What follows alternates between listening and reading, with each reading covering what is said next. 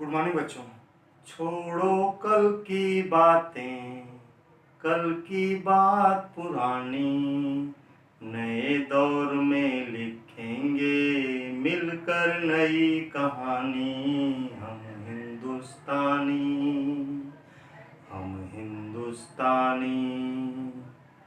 तो बच्चों, आज हम हिंदुस्तानी हैं, हम नए तरीके से भी पढ़ना जानते हैं। हम लोग वीडियो के माध्यम से भी पढ़ेंगे। हम लोग वीडियो का प्रयोग केवल फिल्मों और मनोरंजन के लिए नहीं करते, बल्कि पढ़ाई के लिए भी करते हैं। तो आइए, इस वीडियो में आपका स्वागत है। यहाँ पे आपको क्लास 8 में मैथ्स में यूनिट फर्स्ट का जो है आपका परिमेय संख्याओं के घटाने की संक्रिया के प्रगुण, ये टॉपिक आपको बताएंगे। पीछे देखिए आपको बताया था परिमेय संख्या के, जल्दी जल्दी बता देते हैं। परिमेय संख्या किसे कहते हैं? जिसको हम p/q के रूप में लिख सकते हैं। जैसे -2/5 एक परिमेय संख्या है, 3/2 परिमेय संख्या है। ठीक है। फिर आपने पढ़ा था परिमेय संख्याओं का जोड़।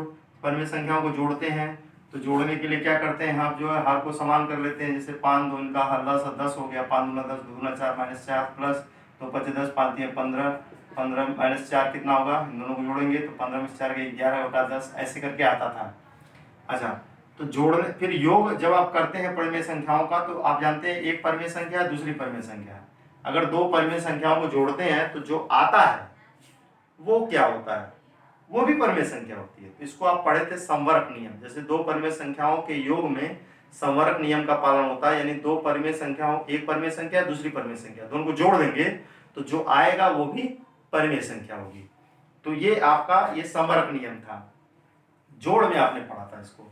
इस तरह जोड़ में आपने ये भी पढ़ा था, क्रम विनिमय नियम पढ़ा था। जैसे अगर आपका 5/7 है और कोई परिमेय संख्या -3/2, तो इस तरह से जोड़िए या उलट दीजिए, -3/2 प्लस 5/7 करिए, तो ये दोनों बराबर रहता है। चाहे इसमें मतलब पहली संख्या में दूसरी जोड़िए, चाहे दूसरी में पहली को जोड़िए, बात एक ही होती है।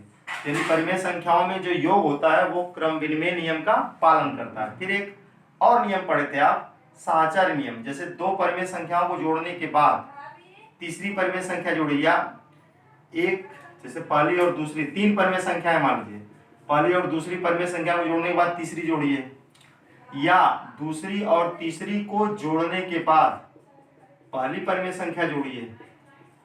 फिर सुनिए, तीन परिमेय संख्या है, ये पहली और दूसरी को जोड़ने के बाद तीसरी जोड़िए, या दूसरी तीसरी को जोड़िए फिर पहली जोड़िए, बात एक ही होती है।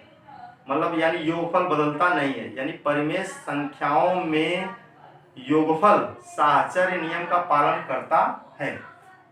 तो फिर उसके बाद आप पढ़े परिमेय संख्याओं घटाना भी पढ़े। तो अब हम देखना चाहते हैं कि परिमेय संख्याओं के घटाने का क्या प्रगुण है, यानी कि परिमेय संख्याओं को जब घटाते हैं तो यह किन किन नियमों का पालन करता है। तो चलिए देखा जाए। तो पहला आपका समवरक प्रगुण। जैसे कोई दो परिमेय संख्याएं ले लीजिए, जैसे आपका -5/8 है। समवरक प्रगुण यही कहता है कि आप देखिए, संक्रिया को करिए और करने के बाद देखिए परिमेय आता है कि नहीं। तो जैसे मानिए -5/8 है और 3/-7 है, इसमें से इसको घटाना है, घटाइए और देखिए घटाने पर जो आता है वो परिमेय संख्या होती नहीं। तो देखिए -5/8 हो गया। अब इस माइनस को ऊपर ले जाएंगे तो ये प्लस हो जाएगा, +3/7। दोनों का 8 और 7 का लसागु क्या होगा?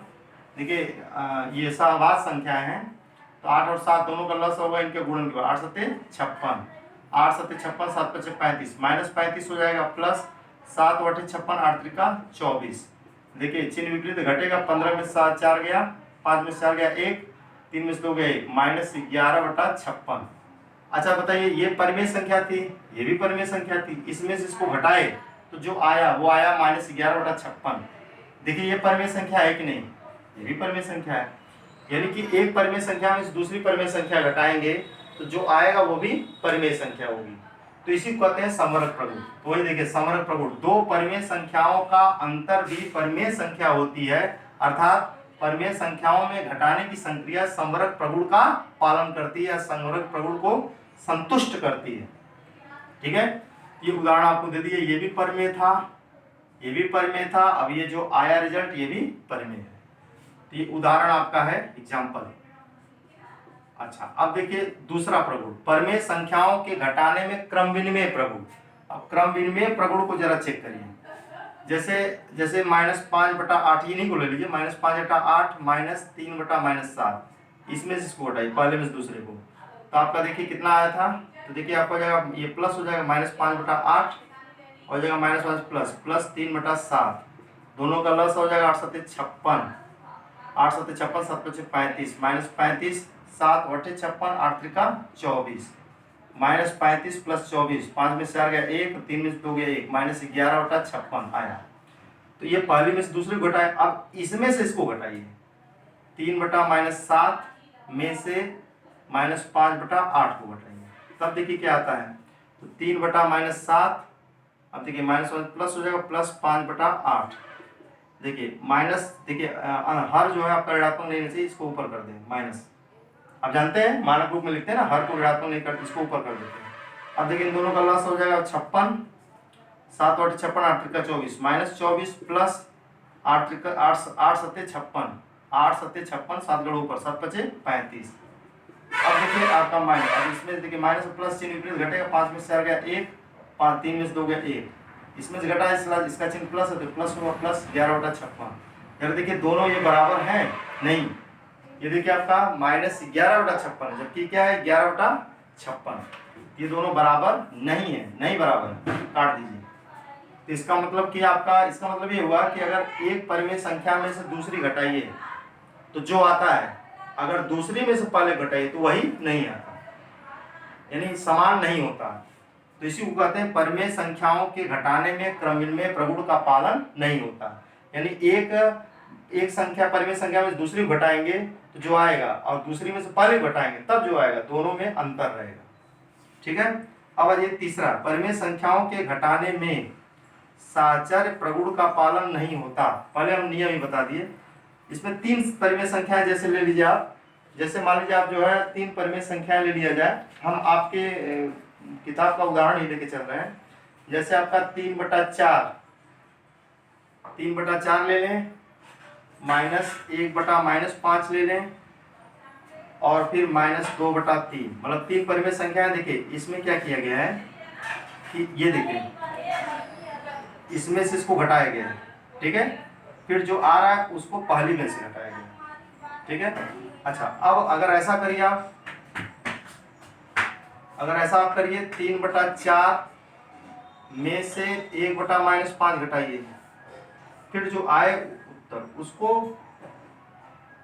उसमें से, जैसे उसमें से फिर इसको घटाइए, -2/3 को घटाइए, देखिए क्या आता है। देखिए बराबर आता है कि नहीं, ये अलग है, ये अलग है, ठीक है।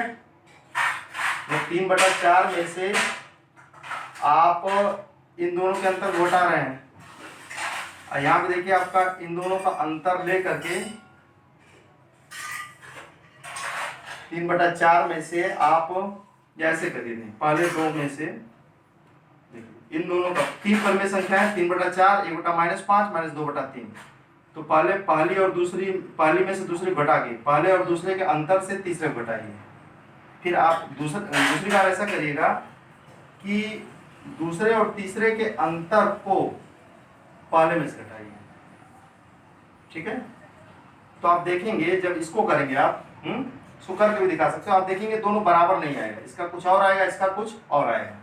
तो इसका मतलब है कि परिमेय संख्याओं के घटाने में साचर्य प्रगुण का पालन नहीं होता है। अच्छा, आप देखना चाहते हैं तो हम आपको दिखा देते हैं, इसको मिटाते हैं, इसको नोट करना तो नोट कर लीजिए।